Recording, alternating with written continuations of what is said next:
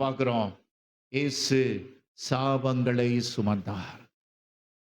நோய்களை மட்டும் இல்ல, பாவங்களை மட்டும் இல்ல, நம்முடைய துக்கங்களை மட்டும் இல்ல, இயேசு சாபங்களையும் சுமந்தார். கலாத்தியர் 3:13 பார்க்கிறோம். கிறிஸ்து நமக்காக சாபமாகி நியாயப்பிரமாணத்தின் சாபத்துக்கு நம்மை நீங்களாக்கி மீட்டு கொண்டார்.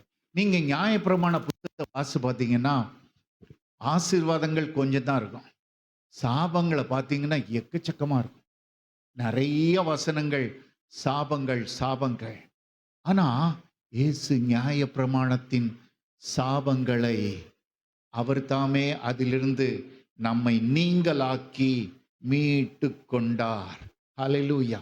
ஏன்னா நமக்காக சாபமானார். அவர் சாபத்தை சுமக்க வேண்டிய தேவையில்லை. ஏனென்றால் அவர் பாவத்தினாலே இந்த உலகத்துக்குள்ளாக கடந்து வரல. உலகத்துல பார்க்கும்போது சாபங்களால் நிறைந்த குடும்பங்கள் அநேகம் உண்டு. பெற்றோர் செய்த பாவங்கள், முன்னோர் செய்த பாவங்கள், இந்த பாவங்கள் தான் சாபங்களாக வருகின்றன. அநேகர் இதை மறைத்து விடுவார்கள். எங்க பெற்றோர் அப்படி இல்லை, எங்களுக்கு முன்னோர் அப்படி இல்லை. ஆனால் சாபங்கள் தொடர்ந்து மனிதனை மனுஷியை பிடித்து கொண்டே வருகின்றன.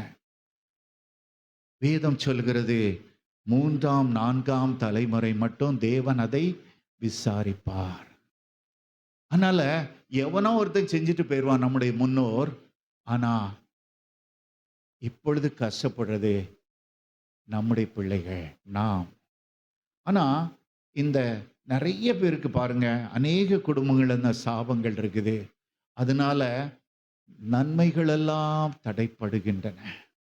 நமக்கு வர வேண்டிய நன்மைகள் தடைப்படுகின்றன.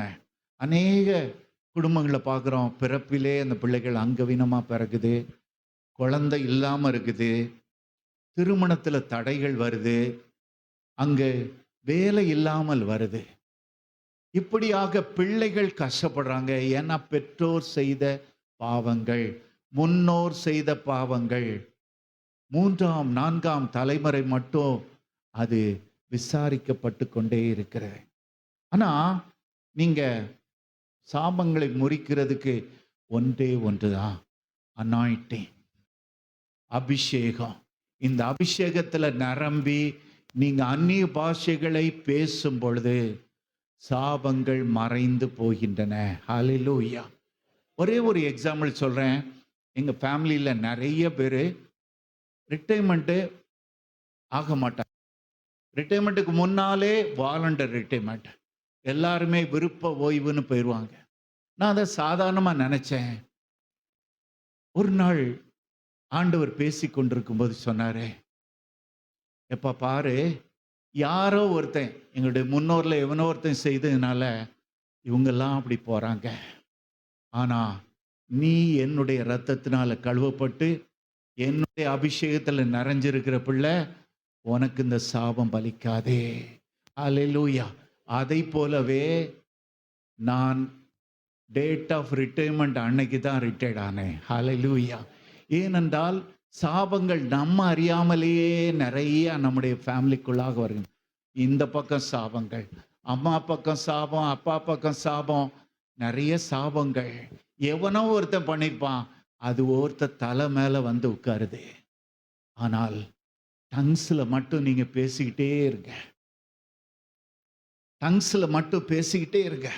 எப்பப்போ டைம் கிடைக்குதோ, ஆபீஸ்ல கூட ரொம்ப பேசாம டங்ஸ்ல உங்களுக்குள்ளாக ஓடிக்கொண்டே, ஸ்பிரிட்டுக்குள்ளாக ஓடிக்கொண்டே இருக்கட்டும். நேரமெல்லாம் அதற்கு நீங்க ஸ்பெண்ட் பண்ணும்போது சாபங்கள் உங்கள் தலைகளை விட்டு போயிடும். அதனால நன்றாக, ஏனென்றால் நுகத்தை முறிக்கிறது அபிஷேகம் மட்டுமே.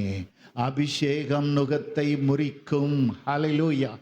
இந்த என்ன நுகம் வச்சிருந்தாலும் சரி, என்ன பாரம் நம்ம மேல வச்சிருந்தாலும் சரி, சாபத்தின் பாரமாக இருந்தாலும் டங்ஸ்ல பேசிக்கிட்டே இருங்க.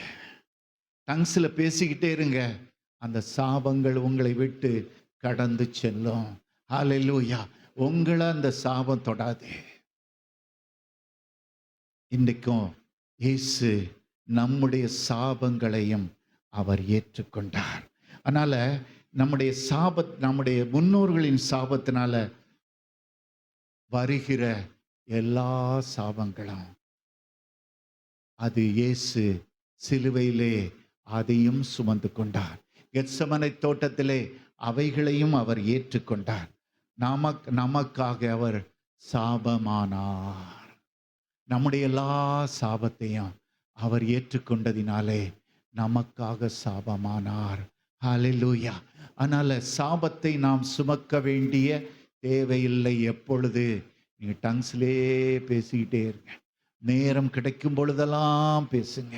எங்கு இருக்கிறோமோ, எங்கெல்லாம் இருக்கிறோமோ, மனிதர்களோடு பேசி எந்த பிரயோஜனம் இல்லை. ஆண்டவரோடு பேசுங்க.